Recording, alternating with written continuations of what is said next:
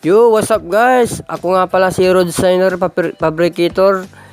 So nandito pala ako ngayon guys para i-share sa inyo kung paano gumawa ng ilaw. Ngayon ang ginamit ko dyan guys, galing sa mga fluorescent yan. Pinutol ko bawat dalawang butil para gawing ilaw. Tapos nilagay ko sa PVC component panel yung aluminum. Kasi matibay yun. Kahit na mainit yung hindi bibigay. Tulad yan, oh.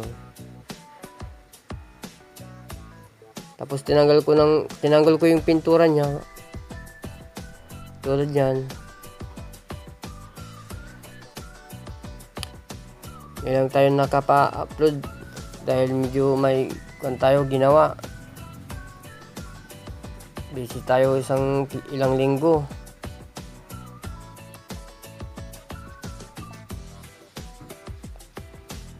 Kaya paki-share na lang tong video na to kung sino man yung magandang dyan. Salamat. Tinanggal ko yan. Tapos lalagyan ko ng soldering lead.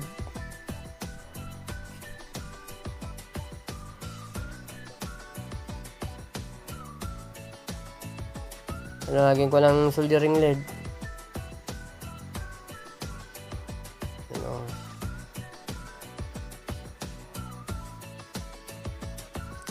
Shout out nga pala kay Ma'am Ellen Official. Maraming salamat po.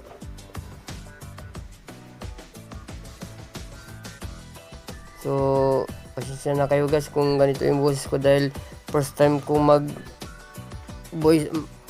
voice over sa aking video. Tapos nilagyan ko siya ng guys, magnetic wire. Yan, magnetic wire yung nilagay ko dyan para sa connection. Bali ang yan guys, dalawang butil ang katumbas niyan, 3 volts lang.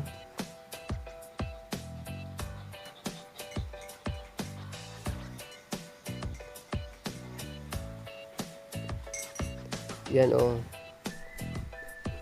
Magnetic wire din yan.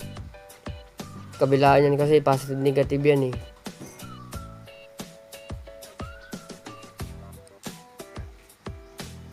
Mega love shout out sa inyong lahat dyan.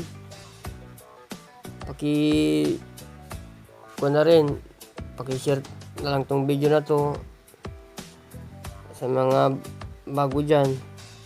Ako nga pala si Road Signer Fabricator. Yan. Tatanggalin ko yung balat para palabas natin yung yung wire na dalawa. Negative, positive.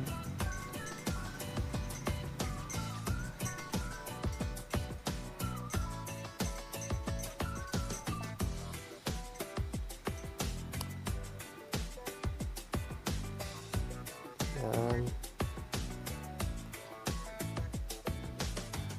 Purong panggalatok kasi ako, kaya ganito yung boses ko guys. Kaya masasanay din ako siguro pag tuloy-tuloy yung pagbibideo natin. Yan, tapos dinikit ko na yung wire niya, positive negative. Tapos may ginawa akong box. Tapos binutasan ko.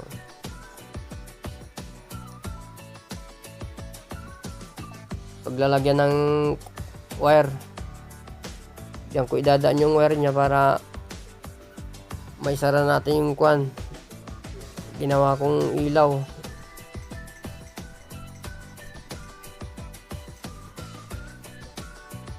Yan, oh.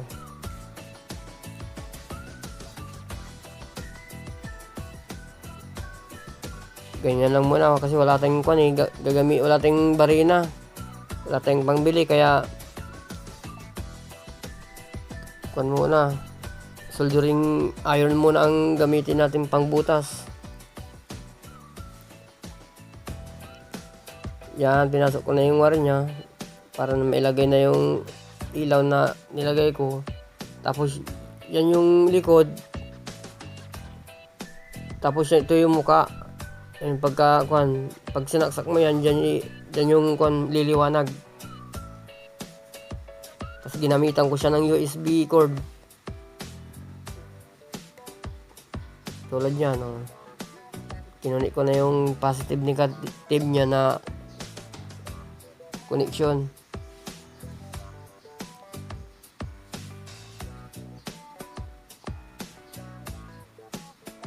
Tapos ginamitan ko pala siya ng guys, charger ng cellphone yan. Yan yung pagka-adapter niya. Oh, liwanag na guys, oh. Pag walang ilaw yan, pwede yan. Pwedeng gamitin dyan guys, kahit na power bank. Pwede dyan, isaksak mo lang doon sa power bank, iilaw na yan. Maliwanag yan pag Thank you guys.